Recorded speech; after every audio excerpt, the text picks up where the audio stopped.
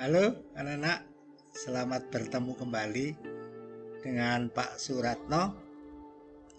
Kali ini kita akan bersama-sama belajar.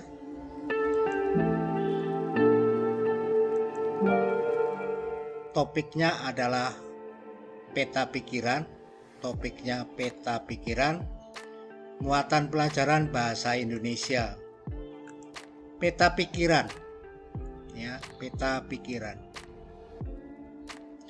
Membaca teks tentang peristiwa proklamasi. Nanti kalian bisa cari bacaannya di buku tema ada, ya. Kalau kalian belum ada, berarti bisa pinjam ke perpustakaan sekolah. Yang pertama adalah membaca teks bacaan tentang proklamasi yang ada di buku siswa. Ya. Kemudian melengkapi peta pikiran. Berdasarkan teks tersebut, mengisi peta pikiran yang ada seperti gambar di samping.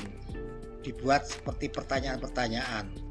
Apa, mengapa, siapa, bagaimana, kapan, di mana. Buat pertanyaannya terserah kamulah. Nanti akan ketemu bagaimana cara membuat peta pikiran. Berikutnya, menuliskan kalimat pertanyaan seperti apa, mengapa, dan bagaimana tadi, ya. Kita lihat. Kata tanya adalah kata yang digunakan untuk menanyakan sesuatu. Berdasarkan jenis dan pemakaiannya, kata tanya dibedakan sebagai berikut. Yang pertama, apa? Apa? Untuk menanyakan kata benda bukan manusia. Contoh pertanyaannya, apa isi teks proklamasi? Kemudian yang kedua, bagaimana? Bagaimana itu digunakan untuk menanyakan cara. Bagaimana cara mengibarkan bendera? Berikutnya, di mana, kemana, dari mana.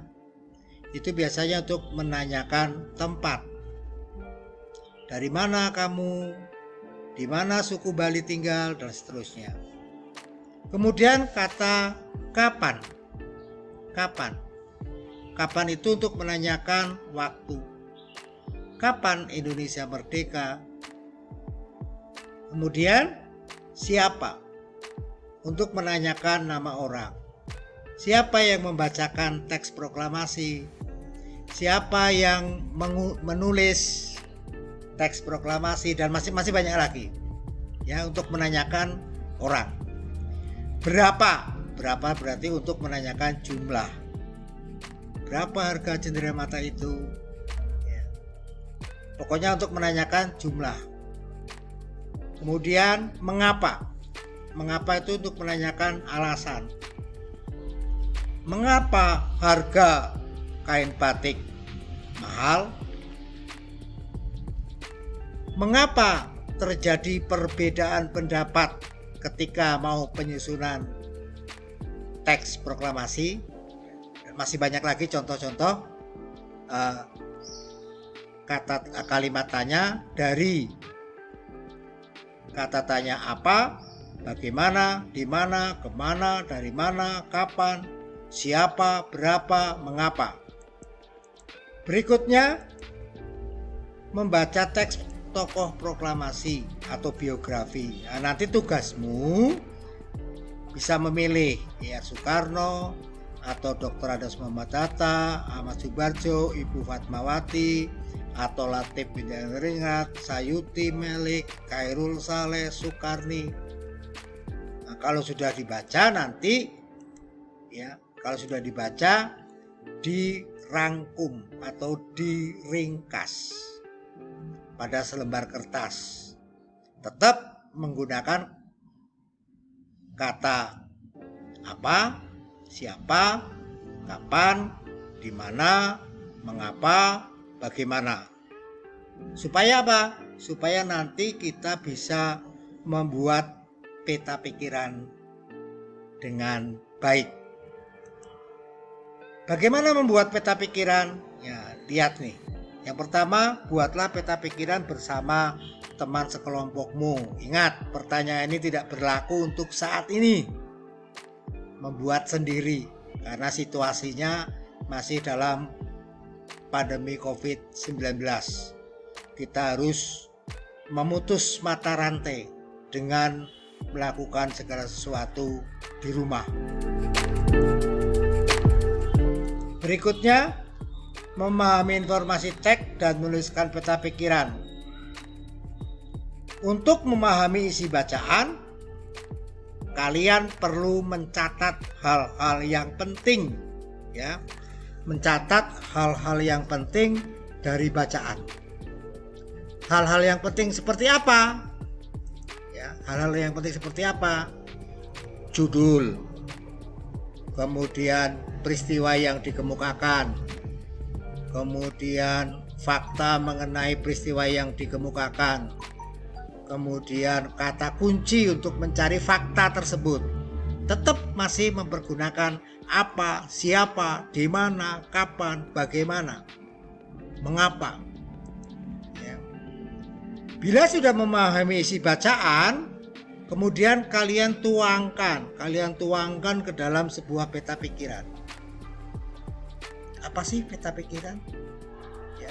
Peta pikiran adalah sebuah diagram yang digunakan untuk memvisualisasikan informasi secara terorganisir, ya, memvisualisasikan informasi secara struktur supaya tidak lari kemana-mana.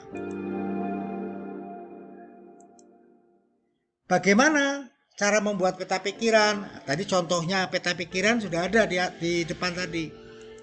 Cara membuat peta pikiran yang pertama adalah menuliskan judul atau gagasan utama di bagian yang tengah seperti tadi itu.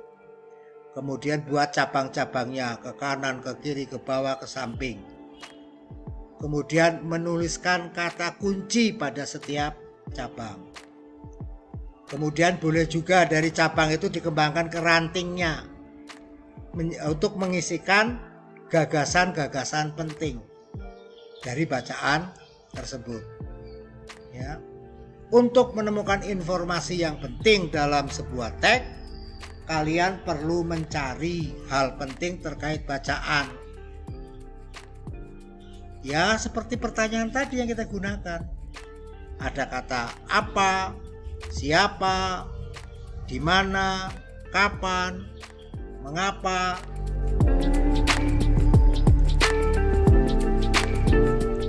Berikutnya penggunaan kata tanya. Apa sih maksudnya penggunaan kata tanya? Kata tanya apa? Ini saya mengulang lagi dari yang depan tadi supaya lebih jelas. Kata tanya apa digunakan untuk menanyakan kata benda, bukan manusia. Kata tanya kapan digunakan untuk menanyakan waktu. Ya. Kata tanya di mana untuk menanyakan tempat. Kata tanya siapa digunakan untuk menanyakan siapa, menanyakan orang. Kata tanya mengapa untuk menanyakan suatu sebab atau alasan. Kemudian kata tanya bagaimana itu untuk menanyakan cara.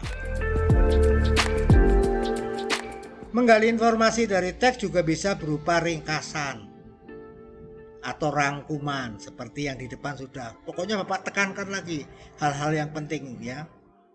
Ringkasan adalah penyajian sebuah bacaan secara ringkas. Supaya tidak lari, maka kamu juga harus menuliskan hal-hal penting dalam membuat ringkasan. Harus dibuat urutan awal, pertengahan, kemudian sampai ke akhir. Cara meringkas yang baik ya. Yang pertama, membaca dengan cermat. untuk memperoleh gambaran umum isi bacaan. Kemudian yang kedua, mencatat hal-hal yang penting dari bacaan. Berikutnya, yang ketiga, menuliskan ringkasan berdasarkan hal penting yang perlu kita catat. Dan yang keempat, menuliskan ringkasan dengan kalimat sendiri. Terima kasih. Hanya itu yang bisa Bapak sampaikan. Semoga pelajaran kali ini bisa bermanfaat untuk kita semua. Ingat, belajar dimanapun, dengan siapapun, kapanpun, kita tetap belajar. Pesan Bapak, dalam situasi pandemi COVID-19 ini, ya, Bapak minta kepada kalian harus betul-betul menjaga dan menjalankan protokol kesehatan secara disiplin. Caranya bagaimana? Yang pertama, harus sering-sering cuci tangan dengan sabun dan air yang mengalir. Jaga jarak bila kalian berada di kerumunan atau berkumpul dengan keluarga besarmu. Kemudian selalu menggunakan masker bila bepergian. Itu harus tetap, karena dengan menggunakan masker kalian menyayangi dirimu sendiri. Selain menyayangi dirimu sendiri, kalian akan juga menyayangi orang tua, menyayangi keluargamu, menyayangi kawanmu, menyayangi orang-orang di sekitar kamu. Baik, rasanya cukup pesan Bapak. Semoga kalian bisa belajar dengan baik, selalu menjaga kesehatan dan melaksanakan protokol kesehatan. Kita akan bertemu lagi dengan materi dan waktu yang berbeda. Semoga kalian bisa belajar dengan tertib. Kita tetap belajar dimanapun, kapanpun, dan dengan siapapun. Terima kasih. Dadah.